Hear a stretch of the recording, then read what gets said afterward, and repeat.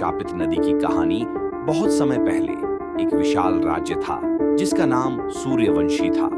इस राज्य पर महाराजा इंद्रसेन राज्य करते थे, जिनकी एकमात्र बेटी राजकुमारी चित्रा थी। चित्रा सिर्फ सुंदर ही नहीं बल्कि एक निडर और जिज्ञासु योद्धा भी थी। उसे अपने महल की दीवारों से ज्यादा जंगल और पहाड़ों में घूमना पसंद था। एक दिन राज्य में एक भयानक आपदा आई।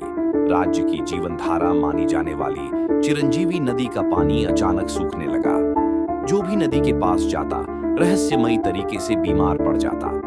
लोगों ने इसे देवी का श्राप माना और डर के मारे नदी के पास जाना बंद कर दिया। राज्य में अकाल पड़ गया और प्रजा भूख से तड़पने लगी। राजा इंद्रसेन ने कई विद्वानों और वैद्यों को बुलाया, लेकिन कोई भी इस समस्या का समाधान नहीं खोज पाया। हताश होकर राजा ने घोषणा की, जो कोई भी इस नदी के रहस्य को सुलझाएगा उसे आधा राज्य मिलेगा। राजकुमारी चित्रा ने अपने पिता की परेशानी देखी। उसने देखा कि लोग किस तरह दुख में जी रहे हैं। बिना किसी को बताए वह अकेले ही नदी के रहस्य को सुलझाने निकल पड़ी। उसने अपने घोड़े पर सवार होकर नदी के उद्गम स्थल की ओर यात्रा शुरू की। कई दिनों की यात्रा के बाद वह एक घने जंगल में पहुंची।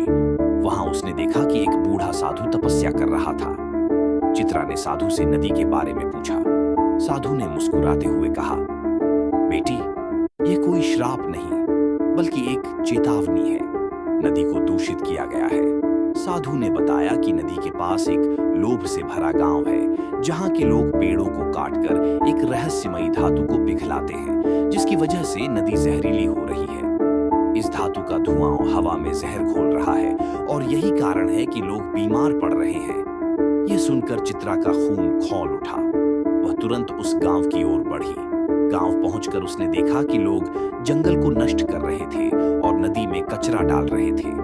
उसने हिम्मत दिखाते हुए उनका सामना किया और उन्हें समझाया कि वे अपने ही भविष्य को नष्ट कर रहे हैं।